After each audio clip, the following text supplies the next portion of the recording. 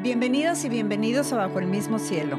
El día de hoy tenemos mucho gusto de recibir en el estudio Bajo el Mismo Cielo a la licenciada Gabriela Berenice Ibarra Lozano. Ella es abogada litigante en la tutela de niños, niñas y adolescentes. Pero para saber rápido en qué contexto, cuál es el contexto de Gaby, a quien le damos una cordial bienvenida, Gaby. Muchas gracias. Bienvenida a Bajo el Mismo Cielo. Si me permites, quiero nada más leer de manera breve algo de tu resumen profesional para poner en contexto con quién vamos a conversar. ¿Te parece? Con todo gusto. El objetivo profesional que señala Gaby en su currículum vitae dice: lograr la equidad jurídica entre los derechos de las personas contra las obligaciones de los corresponsables a través del diálogo, la mediación y la conciliación como medio alternativo de justicia, respetuoso de los derechos constitucionales, en especial la tutela y protección de los derechos de las niñas, niñas y adolescentes. Gaby tiene un despacho jurídico en donde da asistencia y defensa legal, pero ha participado en muchos talleres y quiero compartir con ustedes algunos nombres de los talleres, conceptos de los talleres que ha dado. Taller sobre la aplicación del protocolo para la atención de las niñas, niños y adolescentes migrantes no acompañados o separados, impartido por el DIF Nacional y DIF Tamaulipas en coordinación con la UNICEF México. Taller por los derechos de la infancia y la adolescencia. Taller Garantías constitucionales en la Ley General y Ley de Tamaulipas de los derechos de las niñas, niños y adolescentes. Taller Formas de litigación oral del nuevo sistema penal acusatorio y explicación de las fases del procedimiento penal acusatorio impartido por la Mesa Ciudadana de Seguridad y Justicia de la Zona Sur. Ha participado en congresos por los derechos de la infancia y la adolescencia. Ha manejado mediación comunitaria, mediación familiar, protocolo de actuación para quienes imparten justicia a niños, niñas y adolescentes. Con eso, de manera muy breve, nos damos cuenta que la carrera profesional de Gaby, nuestra invitada de hoy en Bajo el Mismo Cielo, es la preocupación, aparte de tu especialidad que tú has estado manejando y que en la zona conurbada eres bastante respetada. Gracias. Y por tu trabajo honesto, íntegro, respecto a la defensa de las niñas y niños y adolescentes en innumerables situaciones.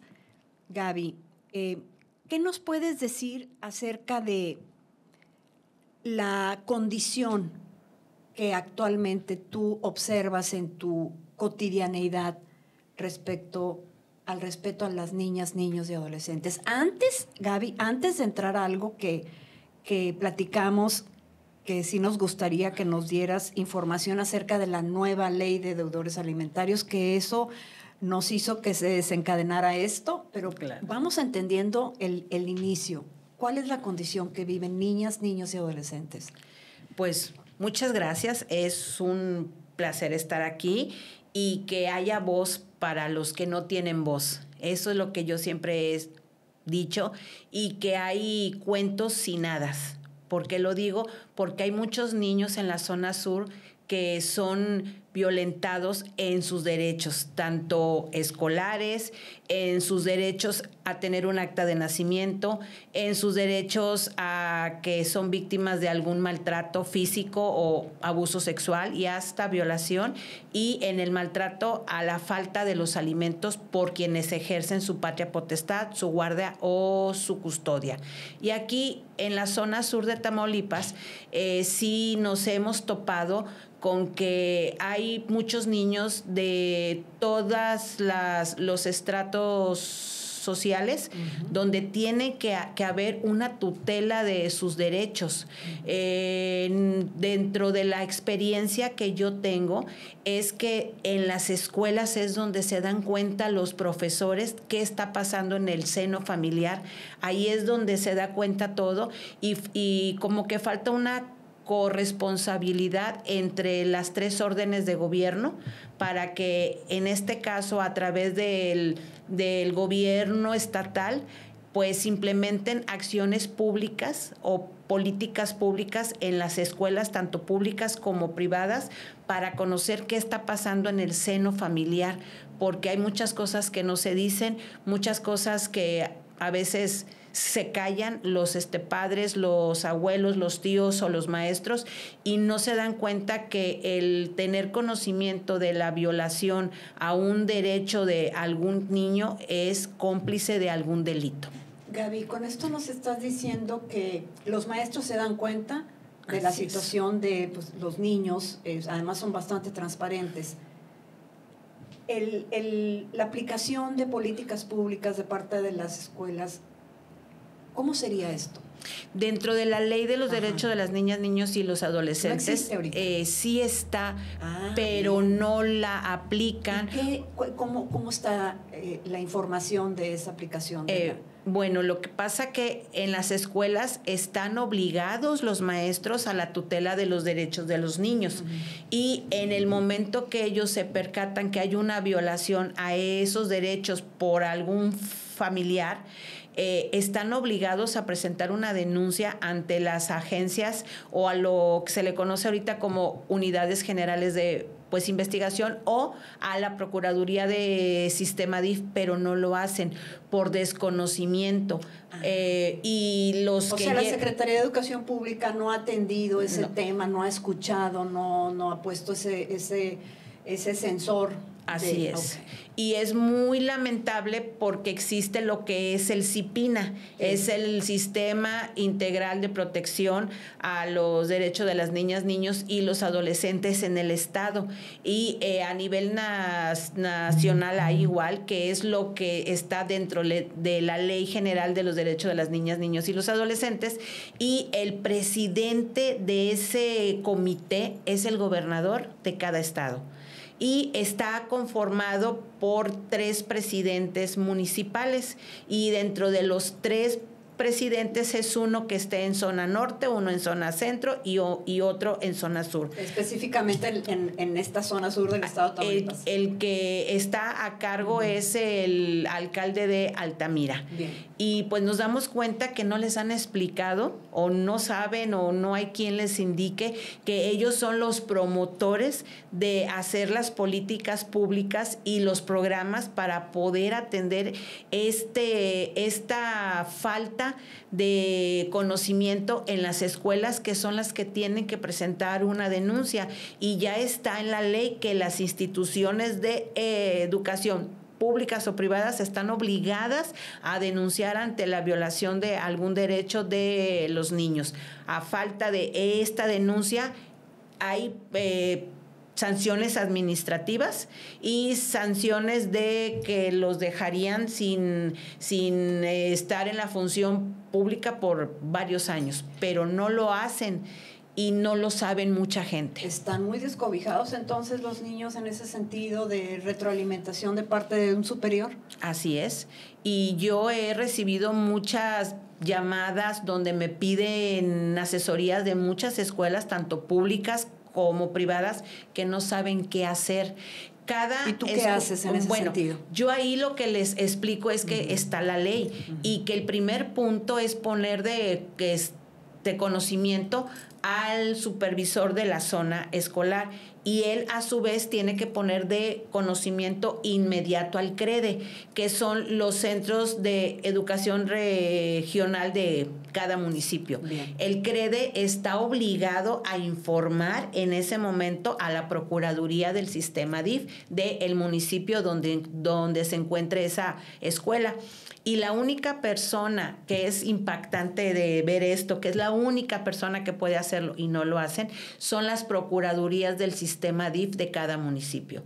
Ellos son los únicos que pueden hacer una denuncia, pueden resguardar al menor en algún centro de asistencia social o ponerlo con alguna familia de acogida o con familia pues ampliada, si es que son víctimas de alguna violación de sus derechos en el seno materno, paterno o familiar. Son los únicos. Ah, menudo tarea, ¿eh? Demasiado. Carga de la Procuraduría de la Defensa de los Derechos de las Niñas, Niños y los Adolescentes de cada sistema DIF es de 24 horas. Y es muy lamentable que se manejan administrativamente en un horario de 8 a 4 de la tarde de lunes a viernes. Hablo de las 3 procuradurías de la zona sur. Ay, Gaby, esto nos llevaría entonces a preguntar, tengo entendido sobre la nueva ley que reglamentó el Senado, en marzo fue, sobre los deudores alimentarios. Y entró en mayo. Entró en mayo. De este año. Y Gaby, ahí las estadísticas de los niños que no reciben apoyo de sus padres, de la pareja, porque el porcentaje que hay en México es que las mujeres, un alto porcentaje de las mujeres, pues son las que lo que reciben de su sueldo lo destinan a sus hijos al 100%, ¿verdad? Entonces, la parte del padre, es muy alta la estadística.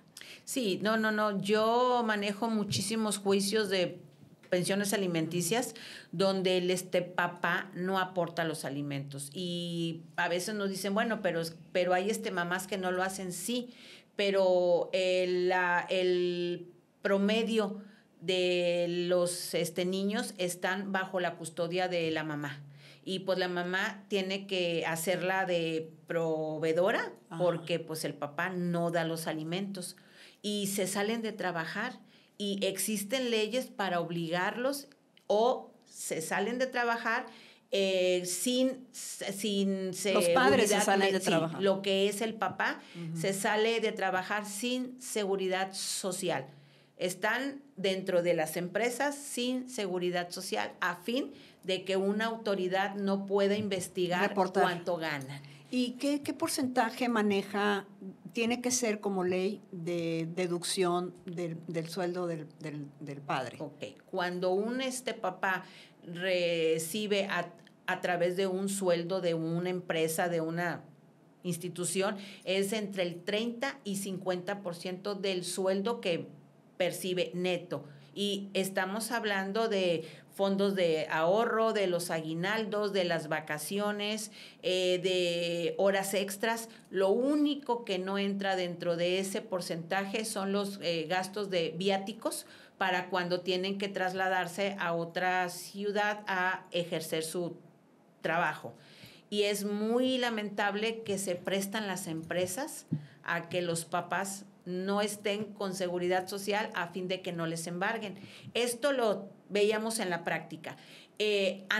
Anteriormente, antes de la reforma de la Constitución en cuanto a la implementación del Código Nacional de Procedimientos Penales, el delito de abandono de obligaciones alimenticias era considerado como delito grave. ¿Cuál era la diferencia con el actual? Uh-huh. Que antes te detenían y tenías que ir a pasar tus 48 horas hasta 72 cuando ya te pasaban con un juez penal, y créanme que salía dinero. Todos apoyaban para pagar la reparación de daño en cuanto al monto que adeudaba el papá. ¿Y eso cuánto fue, Gaby? Pues eso fue antes del 2018, antes de que nos hicieran lo que fue cambio, que únicamente los delitos graves pues son por feminicidio ahorita, por violación. O sea, le bajaron el grado sexual. De la gravedad. Así es.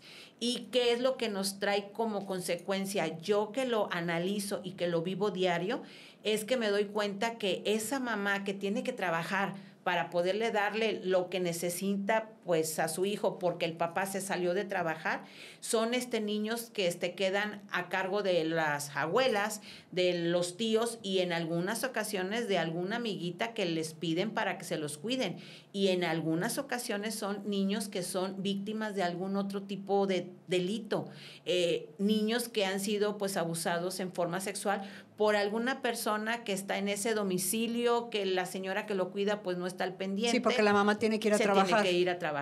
Y ahí es donde empiezan, y entonces el papá viene y sataniza a la mamá, por tu culpa pasó eso, cuando no es así. Todo es un efecto mariposa donde si tú tienes que salir a trabajar, pues alguien tiene que apoyarte con el niño. Tiene que comer. Alguien. Tiene que pagar agua, luz. Y todo lo es que viene. Entonces, gracias a todo esto que yo me doy cuenta que a lo mejor nuestros legisladores dijeron, híjole, y ahora pues ¿cómo le hacemos? Porque hay un índice muy alto de demandas diarias por pensiones alimenticias, porque no dan, entonces... Y las que hacen. Las que hacen. Porque ¿qué porcentaje habrá de no reportar y de no denunciar? Yo creo que es muy alto. Es demasiado alto porque, aparte, las instituciones como el sistema DIF, como el Instituto de la Mujer y las secretarías de los gobiernos deben de tener un área social donde tienen que haber un procedimiento gratuito para este tipo de asuntos, donde no se les cobre para que puedan ellos embargar a los padres de sus hijos. Y esto pues no se hace porque nunca hay nadie, no hay tiempo, son horarios y sí te piden, porque piden para gastos, piden para copias, piden para alguna otra cuestión, y pues obvio que la mujer que tiene que ir a trabajar con un salario mínimo pues no le va a alcanzar para poder pagar pasajes para ir a los juzgados. Falta patrocinio legal en estas áreas tan sensibles, y el sistema DIF es la piel de todos los municipios, es lo que yo les digo, porque es lo que te cubre, es lo que te debería de dar un gran apoyo y no lo hacen. Hablo de los 3 municipios de la zona sur. Ahorita, con lo que se dieron cuenta que hay muchísimo niño que necesita los alimentos, los senadores pues aprobaron una reforma a lo que es la Ley General de los Derechos de las Niñas, Niños y los Adolescentes, que fue que se aplicó en el Diario Oficial de la Federación el 8 de mayo de este año. Y gracias a esta reforma se tuvieron que reformar los códigos civiles, y ya nos dimos cuenta a nivel nacional y en cada municipio. Ajá. Porque es una consecuencia, y la Ley de los Derechos de las Niñas, Niños y los Adolescentes en el estado tuvo que tener sus reformas legales. ¿Qué es lo que hacen? Que en el artículo 108 dicen, porque lo voy a leer en forma textual, sí. Son obligaciones de quienes ejercen la patria potestad, tutela o guardia y custodia, así como de las demás personas que por razón de sus funciones, actividades, tengan bajo su cuidado niñas, niños y adolescentes en proporción a su responsabilidad, y cuando sean instituciones públicas conforme a su ámbito de competencia, que estas son las casas hogar. 1. Garantizar sus derechos alimentarios al libre desarrollo de su personalidad y el ejercicio de sus deberes de conformidad con lo dispuesto con la presente ley y demás disposiciones aplicables. Para los efectos de esta fracción, los derechos alimentarios comprenden esencialmente la satisfacción de las necesidades de sustento y supervivencia, y en la especie A, la alimentación, la nutrición, vestido, habitación, recreación, atención médica, psicológica, preventiva, integrada a la salud, la asistencia médico, hospitalario, y en sus casos los gastos de embarazo y parto de niños, niñas, adolescentes. Digo, esto es una gran reforma, porque si tú le preguntas a alguien, no nada más con que le dé yo para comer, ¿cómo para comer? Sí, porque el derecho alimentario es, como dices, todo lo que quiere decir vestir, comer, estudiar. Escuela. Y atención psicológica, esa ya ahorita las estamos pidiendo nosotros, porque es muy importante de que los niños tengan una atención en su salud psicológica, y más cuando hay una separación de padres, como es en estos casos. Y aparte viene que los gastos que se derivan de la educación, de la formación para proporcionar a los menores un arte, oficio o profesión, y en relación a los menores con algún tipo de discapacidad o declarados en estado de interdicción, lo necesario para lograr en lo posible su habilitación o rehabilitación y su desarrollo. Gracias a esta reforma es como nos obligan a que los jueces de primera instancia, los magistrados, todos conforme al proceso legal, en todos los juicios del orden de lo familiar están obligados a garantizar los alimentos, los pidas o no los pidas, dentro de una prestación, dentro de las demandas. Ahorita tú vas y haces un juicio de guardia y custodia y no pides los alimentos, el juez está obligado a hacerlo. Una pregunta, Gaby. ¿Hay un registro de las estadísticas de la zona conurbada que se dé de manera sistemática sobre la falta de vigilancia y cumplimiento de leyes sobre las niñas y niños en la zona? Únicamente lo maneja la Fiscalía. Bien. En cuanto al delito de abandono de obligaciones alimenticias. Ajá. Y en cuanto a lo que es el delito de violencia familiar. Y lamentablemente lo digo, Altamira tiene el tercer lugar a nivel estado de estos índices tan altos de porcentaje de violación de los derechos de los niños en sus alimentos y en la violencia familiar en sus hogares. En tu experiencia, ¿cuántos años tienes de experiencia ya? Pues me recibí en el 95 y empezamos a litigar en el 97 y así hemos seguido. Ya un ratito. Ya bastantito. Gaby, más de 20 años. Ya con esta experiencia, ¿qué hacer? ¿Qué hacer? ¿Qué hacer con esto? Que la sociedad, porque aquí yo siempre he dicho que si nos unimos como sociedad, vamos a alzar la voz. Sé que hay muchos grupos sociales, muchas asociaciones civiles y es muy lamentable que también contamos con asociaciones de la barra de los abogados, pero de repente nos damos cuenta que es una cuestión a veces pues política, a lo mejor pues administrativa, y no alzan la voz en cuanto a lo que debemos saber en cuanto a la falta de las políticas públicas locales para la atención de los derechos de nuestros niños. Aquí es como sociedad hacer algún grupo, hacer algún tipo de llamado, o de las comunidades, así como cuando ponen para los apoyos de algo, hacer algo. ¿Para qué? Para obligar a las autoridades. Y yo también veo que nadie ha hecho una denuncia en contra de ninguna procuradora ni procurador del sistema DIF, a pesar que es evidente que no están haciendo ¿Por qué no lo estamos completo. Haciendo? No, yo considero que es por falta de conocimiento de la ley. Ahí es para que nuestras autoridades hagan se informen. Sí, hacer algo más grande, así como nos informan de sus actividades en forma anual, oficial. Ajá. Pues que nos informen que hay leyes y que esas leyes se tienen que tutelar, y si no las tutelan, pues hay consecuencias tanto legales como administrativas para los funcionarios que están obligados a hacerlos. Es una tarea muy, muy, muy fuerte en el sentido de por dónde empezar, Gaby. Yo con la conversación que estamos teniendo contigo, pues deduzco que las niñas y los niños y los adolescentes están descobijados. Así es, totalmente.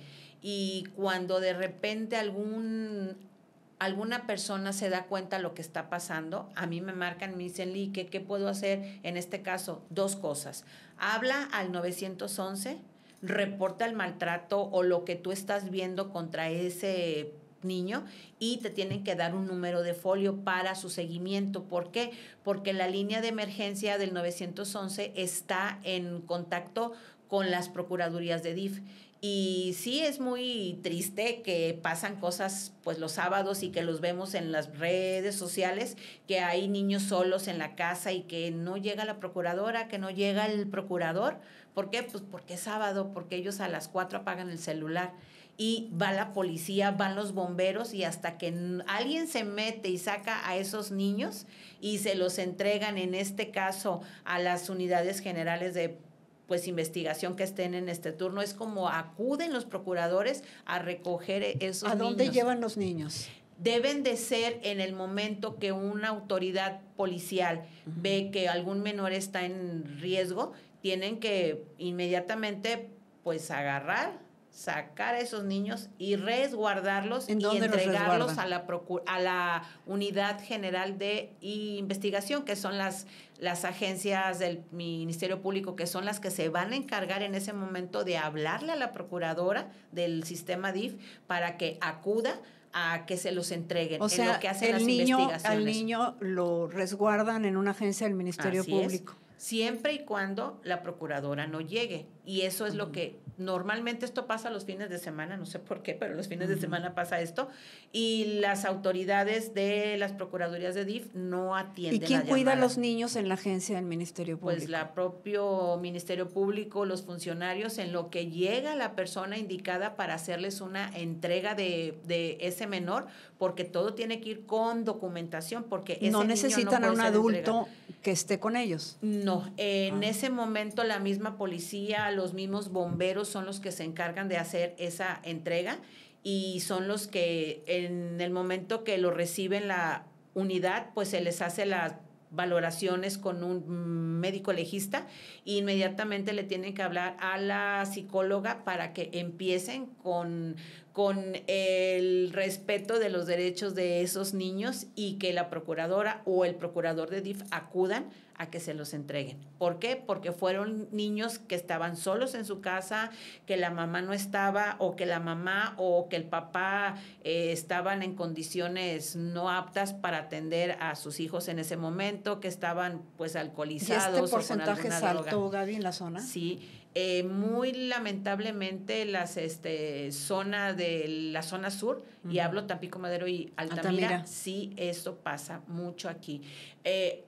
A veces se nos marca mucho más en Altamira porque es una zona que se le maneja como población flotante, van y vienen, pero esto pasa mucho y pues inmediatamente se tienen que atender, pero es muy lamentable que les hablan a las procuradoras y nadie llega, entonces esos niños pues no pueden estar ahí en esa casa. Entonces, ¿qué es lo que hacen? Se los entregan a las agencias que ahora son las unidades generales de investigación. Por eso comentaste al principio que el trabajo, el liderazgo que pudiera encabezar ahí las escuelas, que donde está el niño... es de prevención. Es de prevención, exactamente. Así es. Es muy importante que les expliquen a las escuelas que tienen corresponsabilidad. Exacto. En caso de que el niño haya dicho, es que estoy lastimado de mi brazo porque mi papá me pegó ayer, y le dijiste a tu mamá, es que mi mamá no me cree porque dice que no es cierto. En ese momento tú ya te vuelves parte del delito si no lo denuncias. ¿Y qué es lo que pasa? Pues por desconocimiento o por medio o por lo que dicen, es un proceso, yo no tengo tiempo, se quedan callados y lamentablemente ese niño va a ir siendo víctima de más maltrato, de más abuso y al rato son los niños que se nos convierten en golpeadores. ¿Por qué? Porque fue lo que vivieron. Fue lo que vivieron. Gaby, tengo entendido que ya se está aplicando la ley de...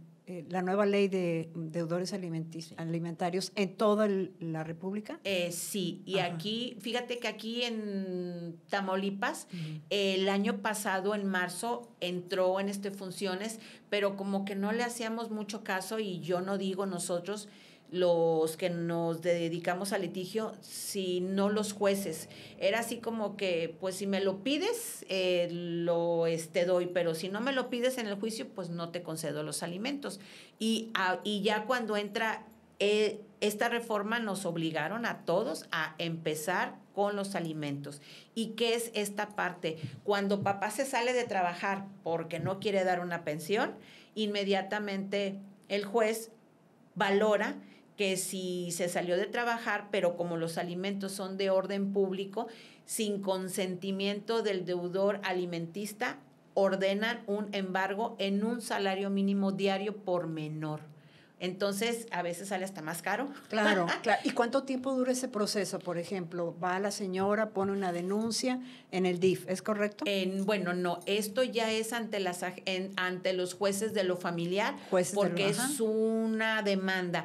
Para que una empresa o para que una autoridad haga uso de un embargo de alimentos es ante un juez de lo familiar. Ok, va la señora y hace una denuncia ante un juez de lo familiar. Así es. Ese proceso, porque, pues bueno, hay muchos procesos legales que duran mucho tiempo y por eso también no se hacen. ¿Qué promedio en tu experiencia? De 3 a 4 meses. ¡Hala! No es inmediato. Perdón, pero fue una expresión... ¡Qué bárbaro! Cuando el deudor alimentista no labora con una empresa, paso 1, tienes que presentar la demanda, te la van a acordar inmediatamente si el papá o mamá deudor alimentista cuentan con un empleo estable y con el IMSS. Acreditas con recibos de nómina que sí está en tal o cual empresa, sí está registrado. Inmediatamente sale lo que es el embargo y nos tardan en un promedio de 5 a 10 días en que nos dan los oficios y en forma personal nosotros los llevamos. Y ese es tu trabajo, darle el seguimiento, presentar. Tú, por ejemplo, presentas esa denuncia. Y yo hago todo el trámite. Ante el juez y haces todo el trámite. Y te dura de 3 a 5. De cuando el papá cuenta con un empleo estable, y que está registrado en el 15 días ya tenemos un oficio. Pero cuando no cuenta, hay que estarlo buscando.